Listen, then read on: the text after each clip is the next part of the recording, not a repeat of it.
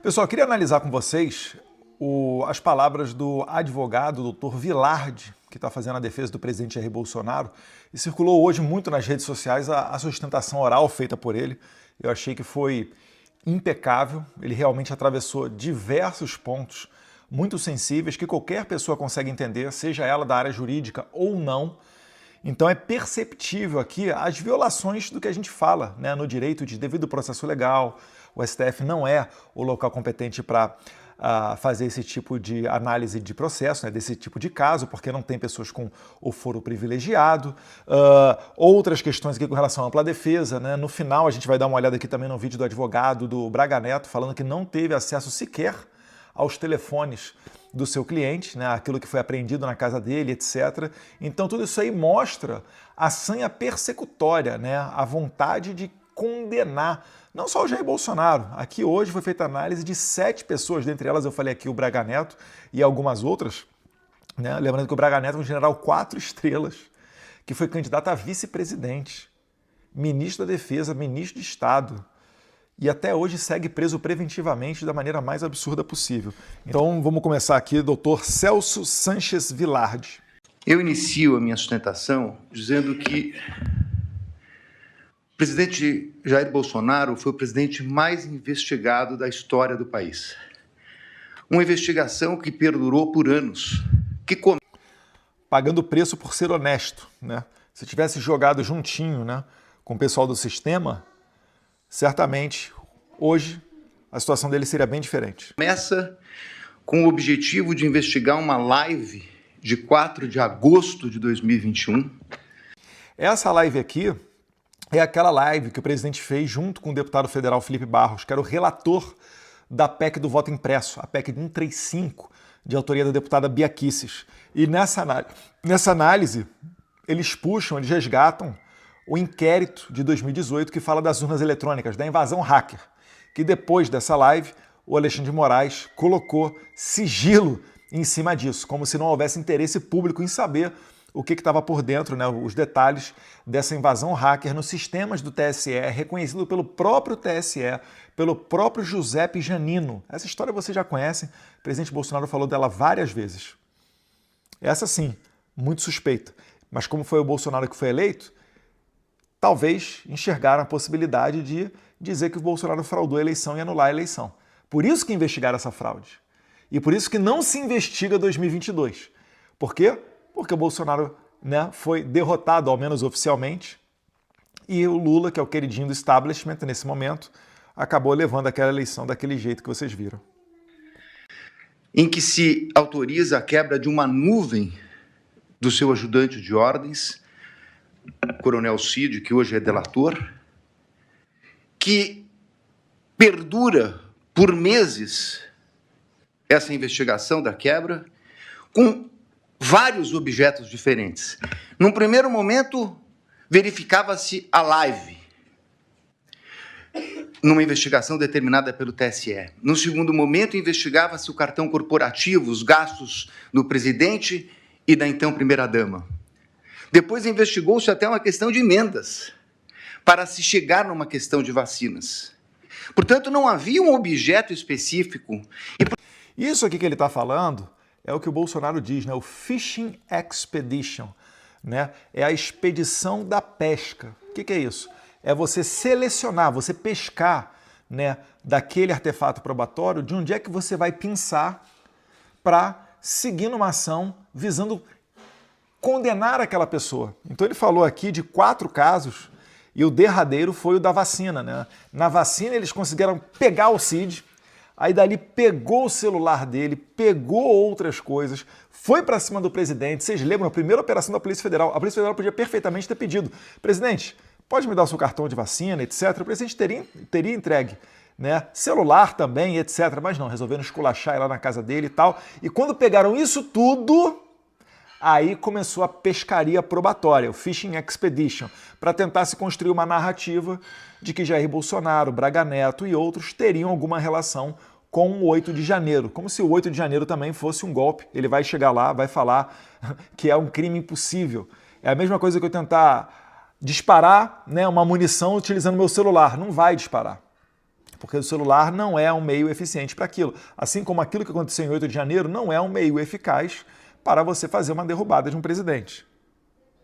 Por que eu estou tratando disso, senhor presidente? Porque o inquérito das vacinas é a gênese de todo este caso, onde ocorreu a prisão e depois a colaboração do Coronel Cid.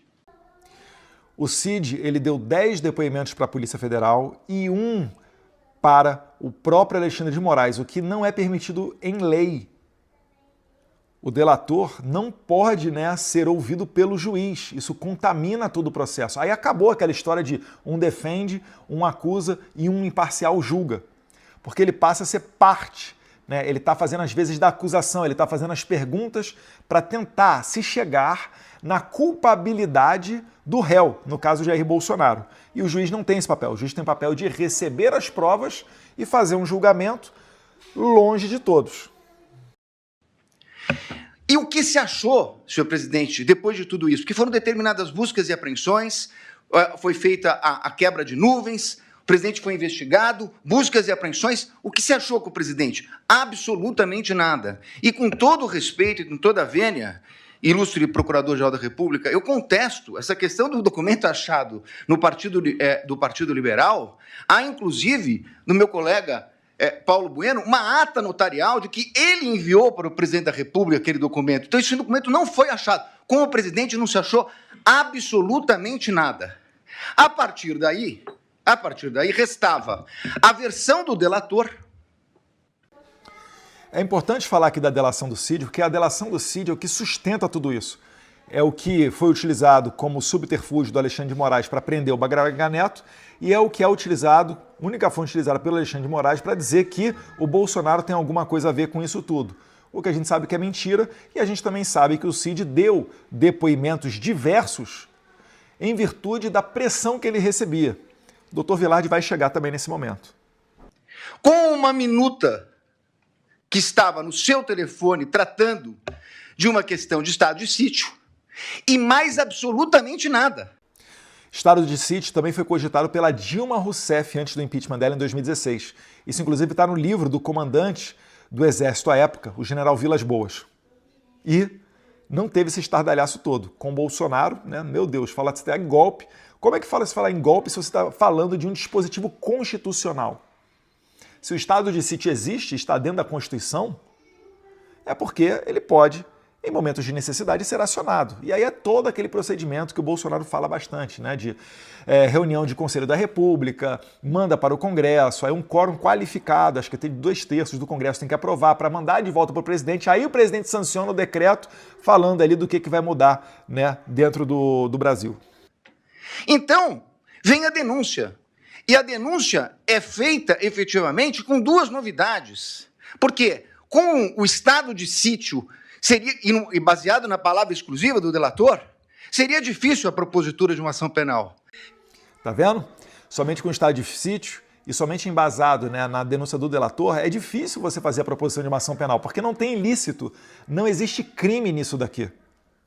Então, trace uma narrativa que vem efetivamente do começo de atos de pronunciamentos do presidente da República, pronunciamentos públicos, e depois o 8 de janeiro. Sobre esse primeiro momento, senhor presidente, eu me permito até fazer uma digressão sobre o mérito antes de tratar das preliminares, mas é importante dizer que sobre esse primeiro momento... Essa imagem aí também é complicada, né? O advogado do Lula, Zanin, né? Com todo respeito, tá? Julgando o presidente Bolsonaro. Tem o Flávio Dino. Flávio Dino, né, já processou o presidente Bolsonaro quando ele era governador do Maranhão. Fez parte do Partido Comunista Brasileiro, várias oportunidades ali de troca de farpas. Isso aqui tudo é um circo, gente. Me desculpa, mas esses juízes aqui no STF... Nós temos, efetivamente, uma acusação do Procurador-Geral da República de 2 artigos gravíssimos do Código Penal que tratam do golpe, e de golpe contra as instituições democráticas e contra o governo legitimamente eleito. Mas um minutinho só, estamos tratando de uma execução que se iniciou em dezembro de 21, tratando do crime do governo legitimamente eleito. Qual era o governo legitimamente eleito? O dele. Então esse crime é impossível, com todo respeito.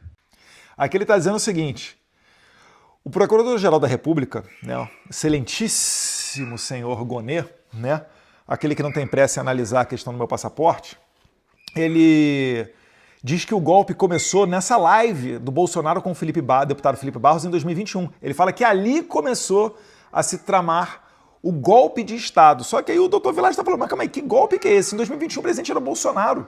Para que ele ia dar golpe? Ele já era o presidente. Dá golpe de quê? Só se dá golpe se você subverter a ordem. Só se dá golpe se você tirar uma pessoa de uma cadeira e colocar outra ali à força. Isso é um golpe. Golpe em Cuba é paredão em todo mundo e o Fidel Castro é o novo ditador. Golpe bolchevique é fuzilando os czares e o Lenin é o novo ditador. Isso é um golpe, né? Não é o que está tentando ser desenhado aqui nessa acusação do PGR. Mas foi o melhor que eles conseguiram fazer, depois de anos de investigação. Falar-se em execução de crime contra o governo legitimamente eleito, que era o dele. O governo legitimamente eleito veio no final do ano de 22, com as eleições. Então, como se falar em tentativa, em início da execução? E mais, como se falar em início de execução por pronunciamentos e lives, quando os dois tipos penais têm elementares do tipo com a violência ou a grave ameaça? Ele fala que o golpe começou com uma live. E aí o doutor Vlad está falando, mas como é que você faz um golpe com live, meu Deus do céu? Pressupõe, é requisito a violência. É requisito, pelo menos, uma ameaça. E mais uma vez, autogolpe, né? Porque seria o Bolsonaro dando golpe para tirar ele mesmo e botar ele mesmo na presidência da República. É algo assim, é sem pé nem cabeça. Você não precisa nem saber direito, né? Eu sou advogado, tenho OAB, etc., mas você não precisa ter uma carteirinha da OAB ou cursar 5 anos de faculdade de Direito para conseguir entender isso daqui, né?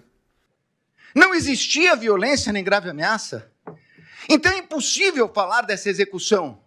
Como eu disse, é porque não existia nenhum elemento. Então começa uma narrativa a respeito de pronunciamentos públicos. Para terminar no 8 de janeiro, que nem a Polícia Federal, que utilizou, como lembrou meu colega, mais de 90 vezes a expressão possivelmente, que não havia certeza, nem a Polícia Federal, que se utilizou dessas possibilidades, afirmou a participação dele no 8 de janeiro.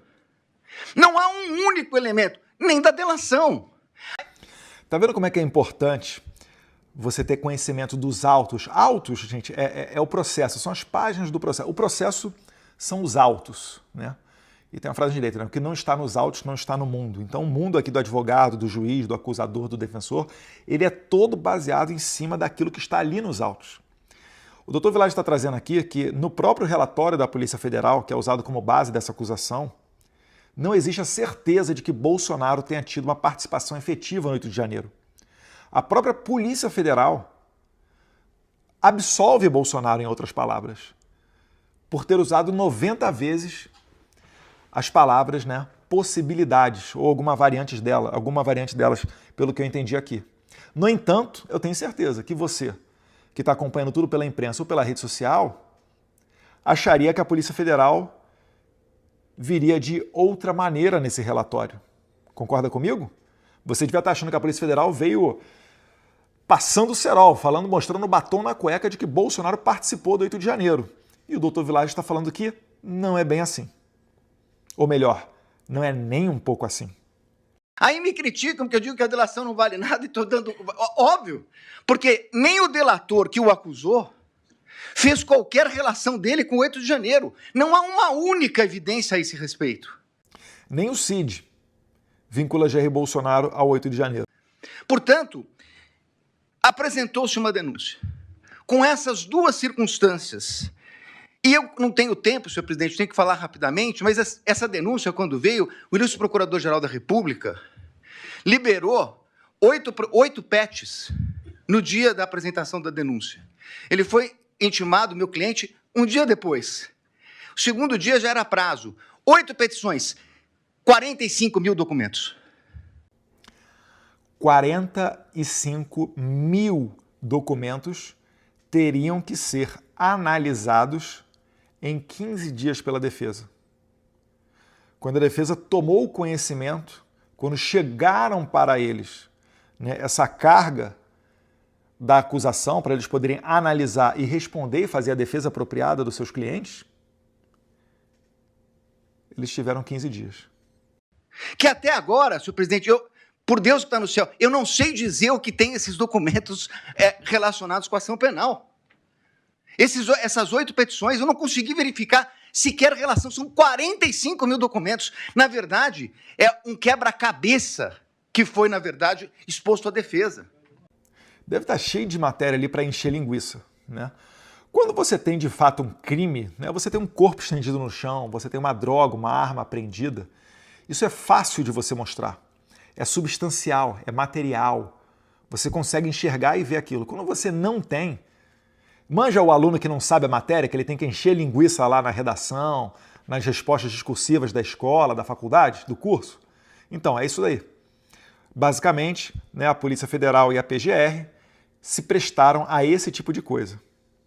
E aí, na sequência, senhor presidente, eu queria tratar de uma preliminar que já meu colega que me antecedeu na tribuna fala da relevância do caso. Não é só a questão da relevância do caso, é a questão da competência.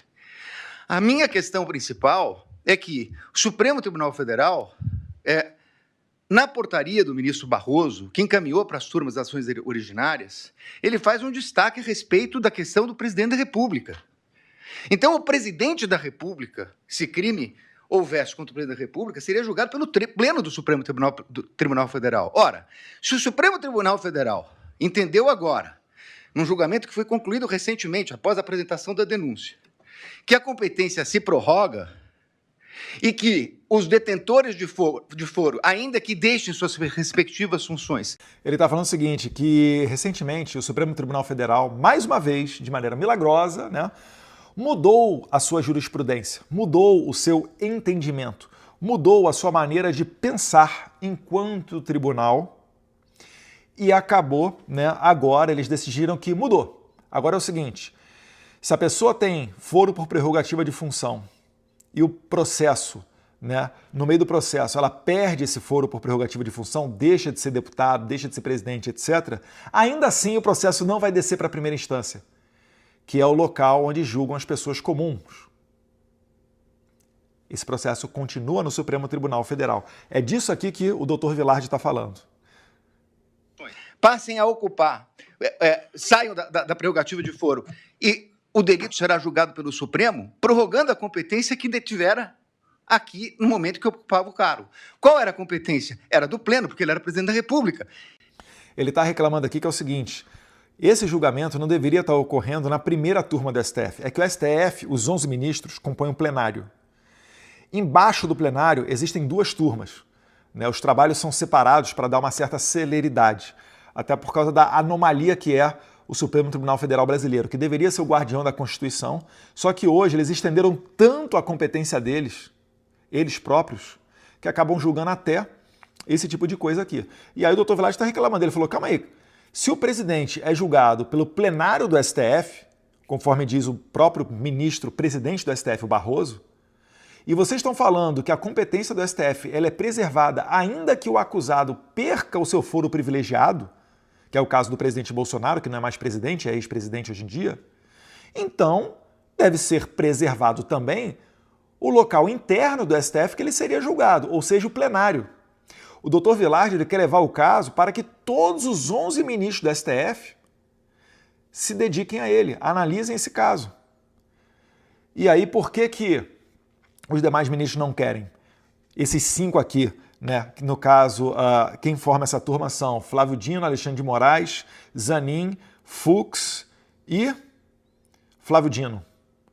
Alexandre de Moraes, Flávio Dino, Zanin, Fux, está faltando mais um aqui. E chegou a ser investigado como presidente da República. Muito bem. Mas com base nisso, senhor presidente, o que nós temos nessa denúncia? A prova da defesa, substancialmente, é uma prova negativa. É uma prova negativa. Não fez, não participou, não aderiu, não autorizou. É uma prova negativa.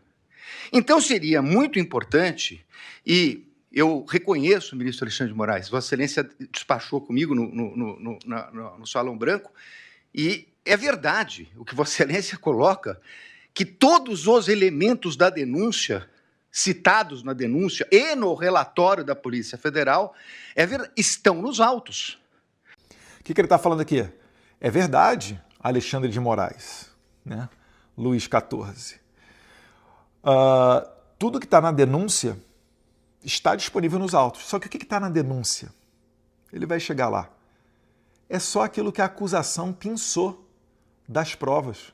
Então tem o celular, tem a conversa de WhatsApp, por exemplo, do Cid com outra pessoa. Aquele trechinho interessava para a acusação, a PGR foi lá, ou a Polícia Federal, pinçou e jogou dentro da denúncia contra o Bolsonaro. O que o doutor Vilardi está reclamando aqui com justiça é que ele não está tendo acesso à ampla defesa. O que é ampla defesa? Ele quer ter acesso à conversa inteira, porque de repente vai ter alguma parte ali que não está na denúncia, que não foi mencionado pela Polícia Federal, mas que interessa a ele da defesa para provar que o seu cliente não fez alguma coisa. A conversa de Mauro Cid, citada na denúncia, está realmente nos autos. Nós tivemos acesso quando é escrito, quando é por áudio, por áudio. O que não está na denúncia é a completude da mídia. Como disse o meu colega que me antecedeu. Então, senhores ministros, a pergunta é o seguinte: se eu não tenho a mídia completa, nesse momento de preliminares, não seria o caso de a defesa poder suscitar, se fosse o caso, a cadeia de custódia da prova? Ele está sendo aqui muito elegante, tá? Ele está simplesmente falando com outras palavras, né, o doutor Vilardi. Vocês estão ferindo a ampla defesa. Para eu bem defender o meu cliente, eu preciso do acesso inteiro das provas. Aprender um computador, eu tenho que ter acesso àqueles HDs para saber o que tinha dentro daquele computador.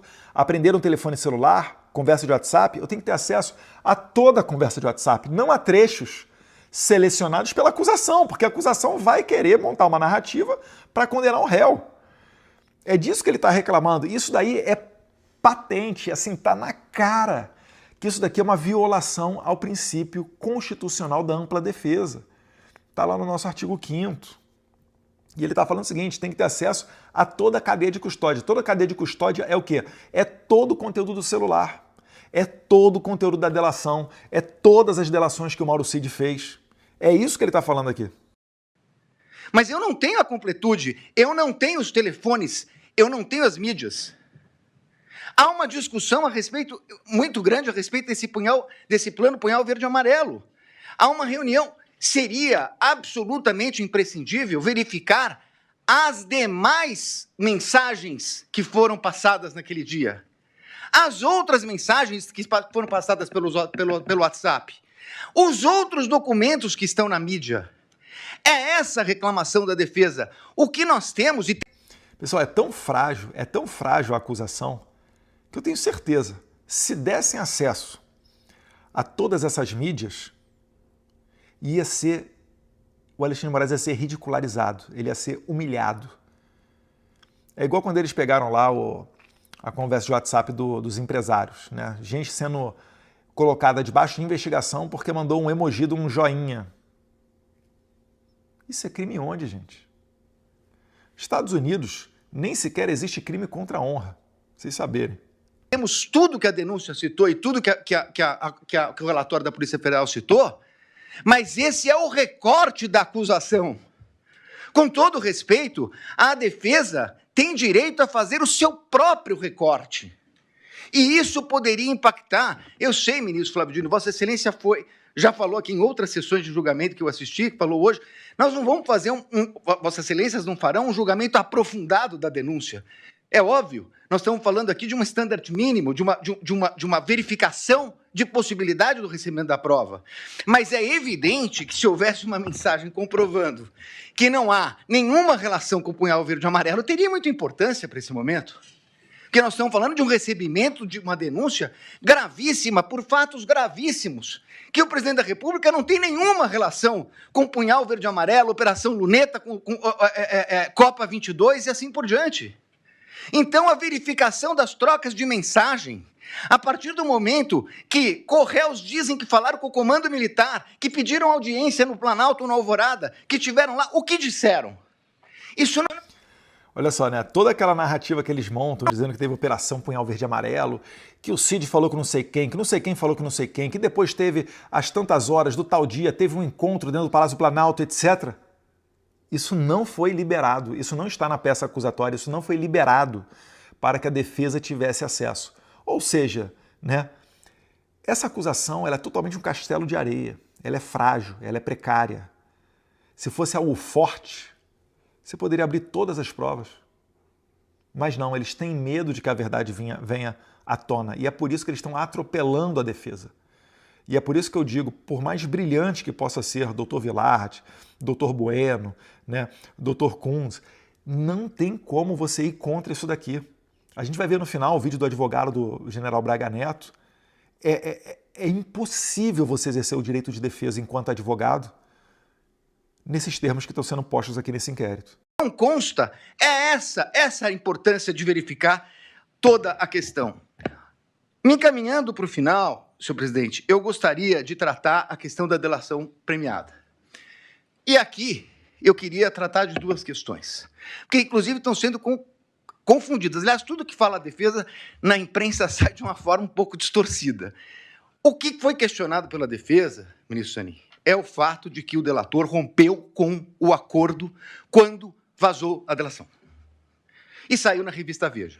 Diz ele que foi um desabafo. Ele está falando daqueles áudios do Cid, que a revista Veja publicou em primeira mão, e o Cid falou que foi, na verdade, depois, né, ele foi falar que foi um desabafo.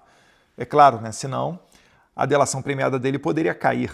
Mas aqui vem um aspecto muito interessante que o Dr. Villard vai levantar, e eu não vi ninguém levantando. É estranha essa expressão desabafo, porque no desabafo ele diz que não tinha voluntariedade. Isso não é um desabafo. Na versão dele atual, isso teria sido uma mentira. Mas vai lá. Falou com o primo, com o irmão, com o cunhado. Senhor presidente... Ele está falando o seguinte, se você dá um depoimento falando X e depois manda um áudio para uma pessoa próxima falando Y, Y não é igual a X. Uma das duas versões é mentirosa. Só que ainda assim o Dr. Villard está dando crédito para ignorar essa parte. De lambuja, vamos dar essa colher de chá aí para a acusação.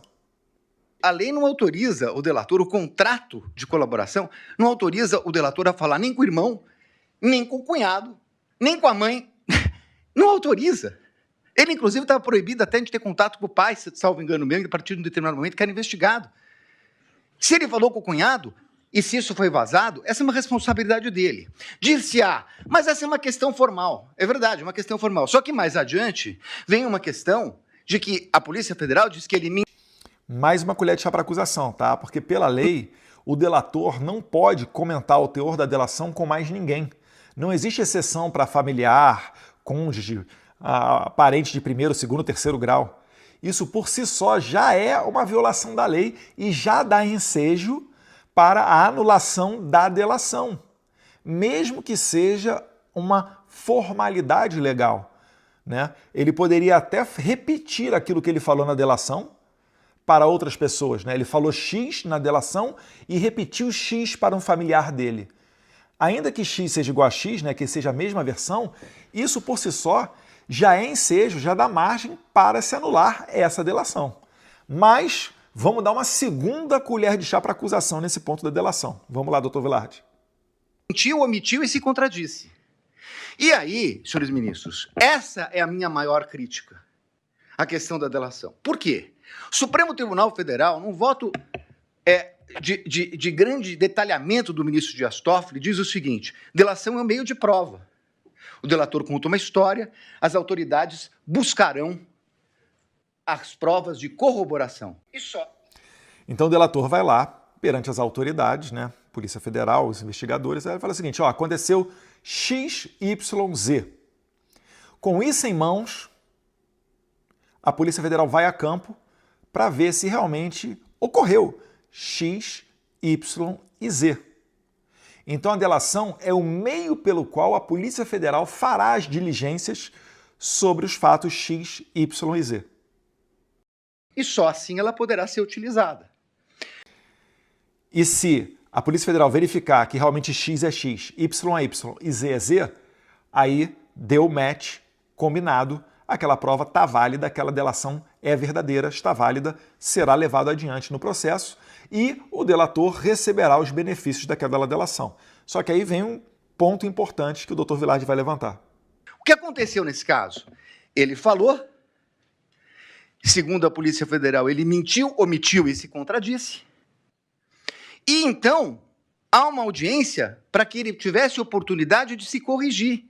Mas aí, com todo respeito, há uma inversão. Entenda, né? O Cid falou, aconteceu X, Y e Z. Quando ele solta o áudio para a Veja, ele fala, não aconteceu nada daquilo. Ele fala, aconteceu A, B e C. Aí o Dr. Vilardi está falando, isso daí é uma mentira, isso daí já é assim, já fere de morte, materialmente, a delação do Cid. Só que aí ocorre a bizarrice, né? Que é a reclamação do Dr. Vilardi, que ele fala, ao invés de você anular a delação, você chama o delator para que ele possa, né, se adequar aos termos da Polícia Federal. Então a Polícia Federal vai chegar para ele e vai falar, calma aí, amigão, você está falando aqui XYZ, você está falando aqui ABC, o negócio é o seguinte, você tem certeza que não ocorreu uma terceira hipótese aqui, de repente LMN? E aí o Cid chega e fala, não, realmente, aconteceu LMN. Não aconteceu nem XYZ, não aconteceu nem ABC, nem nada. O que aconteceu, policial federal, é justamente isso que você está falando para mim. Então, o Dr. Vilardi está falando o seguinte, que se inverteu a delação para que saísse de um meio de prova e fosse o fim da investigação. Então, os policiais federais, eles inverteram, eles foram a campo, cavucaram ali, né, LMN, cavucaram 3 fatos, e aí com esses fatos voltaram no delator com a história pronta, que na verdade o delator é que deveria estar com a história pronta, né, não os investigadores, e aí chega no delator e fala, confirma para mim que aconteceu LMN, aí o delator, não, realmente aconteceu isso, aí opa, então deu match. Consegue entender que ocorre uma inversão do instituto da delação? A delação é para você descobrir novos autores, né, novos fatos, algo relacionado com a investigação. No entanto, a delação aqui está servindo apenas para confirmar a versão da acusação. E confirmar debaixo de ameaça, de prender a esposa do Cid, de prender as filhas dele, inclusive que eram menores, uma completou a maioridade recentemente, mas dizer que ainda assim iriam atrás dela para prendê-la se fosse o caso. Então foi debaixo dessa vara aí que o Cid deu a delação dele. Porque, na verdade, não é o Estado que foi buscar as palavras de corroboração dele. O Estado foi buscar as provas de corroboração do que ele disse. É o contrário. O Estado trouxe indícios e ele se adequa aos indícios trazidos pelo Estado. O Cid se adequa aos fatos trazidos pelos policiais. E não o contrário. Deveria ser o contrário. Deveria ser o Cid falando e o policial indo atrás para verificar a veracidade daqueles fatos contados pelo Cid. É completamente o inverso. Com todo respeito, ministro, é o inverso. O delator tem que falar e o Estado tem que trazer as provas para condenar alguém. O que aconteceu aqui é que ele falou, mentiu, e o Estado tinha indícios. E aí ele se adequa ao Estado. E aí, com todo respeito, vem a denúncia do seguinte, inclusive, o colaborador, nessa versão do colaborador, foi corroborada pela Polícia Federal. Não, desculpa, ele não foi corroborado pela Polícia Federal. É o colaborador que corroborou a versão da Polícia Federal. É exatamente o inverso disso. E numa audiência que se traduziu numa coleta de provas. E essa é a insurgência da defesa. Porque, nesse momento, essa coleta só poderia ser feita, com todo respeito, pelo procurador, pela polícia e não pelo Poder Judiciário. Ele está reclamando aqui do fato do Alexandre de Moraes também ter participado, né? Ele está falando que não foi uma audiência para você ouvir o Cid. Foi para que o Cid confirmasse provas outras, né? Indícios outros. Então ele está falando que foi uma coleta de prova na audiência, não foi uma audiência para ouvir o Cid. Então, senhores ministros, para terminar, eu quero dizer o seguinte. Eu entendo a gravidade de tudo o que aconteceu no 8 de janeiro. Mas não é possível que se queira imputar a responsabilidade ao presidente da República o colocando como líder de uma organização criminosa quando ele não participou dessa questão do 8 de janeiro. Pelo contrário, ele a repudiou. E mais do que isso, ministros. Enquanto ocorria o 8 de janeiro, o quebra-quebra, a baderna, o presidente Bolsonaro estava nas redes sociais falando para as pessoas retornarem para casa. Antes do presidente Bolsonaro pegar o voo para os Estados Unidos, dia 30 de dezembro de 2022, ele fez uma transmissão ao vivo do local de praxe dele, comum, aquela biblioteca lá do Palácio da Alvorada. E ele falou o quê? Pessoal, tem um dia depois de amanhã, vamos lá, ânimo, né? Vamos resgatar o nosso país, vamos continuar trabalhando, vamos continuar lutando, e sempre de maneira pacífica. Nesse tempo que não é possível discutir a questão aprofundada de provas, é importante dizer, senhor presidente, que enquanto a Polícia Federal fala possivelmente, enquanto a denúncia traz conjecturas, como a impressão de um documento no Palácio que teria tido conhecimento dele, o fato concreto é que o acusado de liderar uma organização criminosa para dar golpes socorreu o ministro da Defesa, nomeado pelo presidente Lula, porque o comando militar não o atendia. Foi o presidente que determinou a transição. Foi o presidente que determinou que eles atendessem o ministro da Defesa que assumiu em 1º de janeiro. Portanto, encerrando... Então, antes da posse do Lula, ainda durante a transição, Bolsonaro deu ordem para que a transição ocorresse. E ela ocorreu de maneira natural, de maneira pacífica. Todo mundo viu. Não teve nenhum problema, nenhuma reclamação, inclusive, nada mais enfático de ninguém, até mesmo do PT, com relação à transição. E o presidente Bolsonaro chegou a nomear os comandantes de força sugeridos pelo ministro da Defesa do Lula, né, pelo José Múcio. Então, como é que você vai dar um golpe onde você pega a força que poderia ser utilizada para um golpe de Estado, normalmente é em todos os locais do mundo, né, as Forças Armadas, e você passa isso para o seu opositor político, né, a pessoa que se diz vítima do golpe? Não tem como, não tem como. Ele está trazendo para o argumento fático, ele saiu do jurídico, agora ele está no mundo dos fatos. Ministro, não é possível que se queira dizer que é compatível com uma tentativa de golpe com o uso do comando militar quando o presidente da República autoriza a transmissão do poderio limitar no começo de dezembro. No começo de dezembro, antes da data do dia 15, antes da data do dia 11. E, portanto, senhores ministros... E o Bolsonaro faz isso antes mesmo da diplomação do Lula que ocorreu em dezembro, né? Eu ratifico as nulidades que foram colocadas na minha peça, apreciada por Vossa Excelência, e peço a rejeição da denúncia e agradeço pela atenção. Muito obrigado, senhor presidente. Então, pessoal, tá aí, né? Dr. Vilardi falando dessa questão, fazendo a defesa, né, do recebimento da denúncia. Então, agora, o que acontece? A Procuradoria-Geral da República ela oferece a denúncia e aqui, nessa data de hoje, está sendo percebido o quê? Se o STF vai aceitar essa denúncia. Se o STF aceitar, que é o que todo mundo está falando que vai acontecer, aí vai começar um processo formal. Aí vão ser ouvidas testemunhas, aí vão ser apresentadas uma série de documentos, aí vão ser impetrados outros instrumentos judiciais, de defesa, da acusação, etc. E aí é um processo mesmo. Então isso tudo daqui ocorreu. Calma aí. Então o doutor Vilardi, ele foi muito bem na defesa, né? Eu acho que foi brilhante aqui. Ele conseguiu preencher vários pontos. Faltava tempo, né, porque daria para falar o dia inteiro sobre as nulidades desse processo, mas ele conseguiu resumir bem, sintetizar bem. Excelente trabalho, mas é um julgamento político, né? Isso daqui que ele acabou de falar já foi matéria para trancar várias outras ações penais, já foi matéria para absolver muita gente. Só que o STF, a todo momento, ele vai mudando a jurisprudência ao sabor do cliente, ao sabor do réu. Então eu acho difícil aqui que essa turma rejeite a denúncia, eles devem aceitar. Talvez você esteja vendo esse vídeo agora, eles já tenham aceito. A turma aqui, lembrei, né, é Carmen Lúcia. Né? Então é Carmen Lúcia, Flávio Dino, Fux, Zanin e Alexandre de Moraes. A exceção do Moraes, que foi nomeado pelo Temer, é inimigo pessoal do Bolsonaro, né?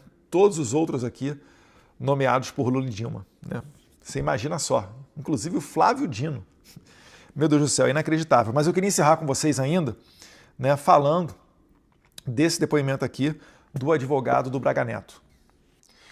Então vamos dar uma olhada aqui, porque, mais uma vez, é algo bizarro, vale a pena ouvir. E detalhe, tanto o doutor Vilardi, né, quanto os advogados aqui do Braga Neto, nenhum deles é identificado com a direita.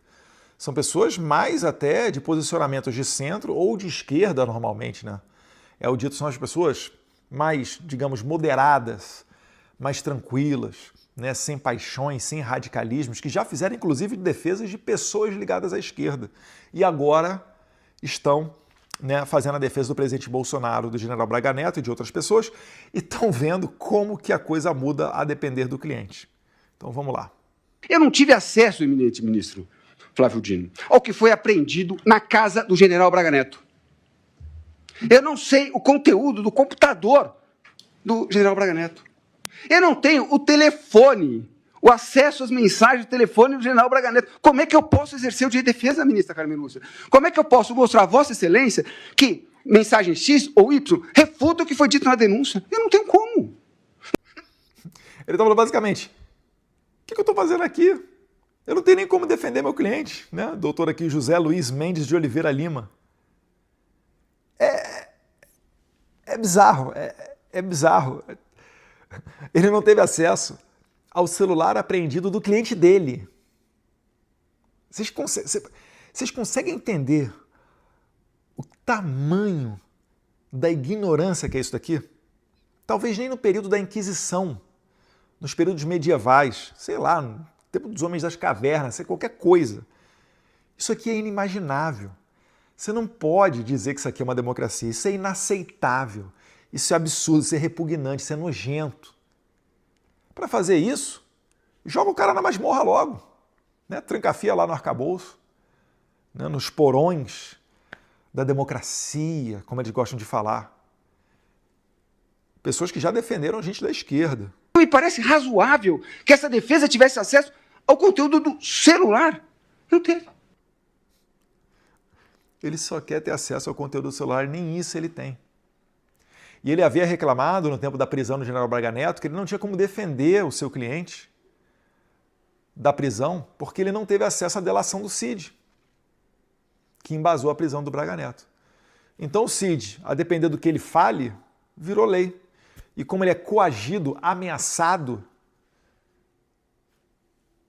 ele fica numa situação muito embaraçosa, né? Então, isso daí foi o teatro que ocorreu hoje. Podem esperar que eu pretendo, a cada passo que esse processo der, trazer aqui para vocês uma cobertura e uma linguagem mais simples, fora do juridiquês, né, para que vocês entendam o que está acontecendo dentro do processo do presidente Bolsonaro. Então, peço para você ficar ligado, se inscrever no canal. Sempre que olhar o vídeo, qualquer coisa, já curte de cara, depois você dá uma olhada. Isso aí ajuda a nossa voz a chegar ao maior número de pessoas possível. E vale lembrar, né, para finalizar, o presidente Bolsonaro estava presente ali em todo momento, porque ele não deve. Ele foi ali de cara limpa olhar, né, aqueles algozes e foi um recado, né, foi algo simbólico ele estar ali presente. E tal qual ocorreu com os Estados Unidos, onde o Trump, quando ele saía dos tribunais, onde ele enfrentava essa mesma lawfare, esse ativismo judicial, essa injustiça toda, o presidente Trump ele dava declarações públicas, fazia coletivas de imprensa. E eu fiquei muito feliz que o Bolsonaro passou a fazer a mesma coisa, para mostrar para a população que ele não é bandido, para mostrar para a população o que está acontecendo. Qualquer traficante, né, meia boca, qualquer ladrão pé de chinelo, ele teria uma extensão, uma dilação do prazo para fazer a defesa do seu cliente, o advogado, né? Ele teria o acesso ao celular, aos dados do celular do seu cliente que foi apreendido o celular. Mas com Bolsonaro não. E sequer ele é julgado no plenário. Sequer existe a hombridade de se julgar o presidente, como prevê o regimento interno do STF, né, nesses casos notórios, e o presidente, né, que tem a competência preservada de ser julgado pelo plenário. Mas não, está sendo julgado na primeira turma, né? Flávio Dino, Fux, Carmen Lúcia, Alexandre de Moraes e o Zanin, que foi advogado do Lula, né? Não dá para levar isso daí a sério. Mas vamos lá, pessoal.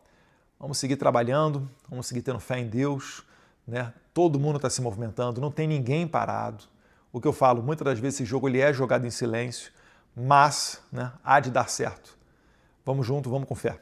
Um abraço a todos vocês, fiquem com Deus e não se esquece de se inscrever ali no canal. Não custa nada, mas para nós é de grande valia. Até a próxima.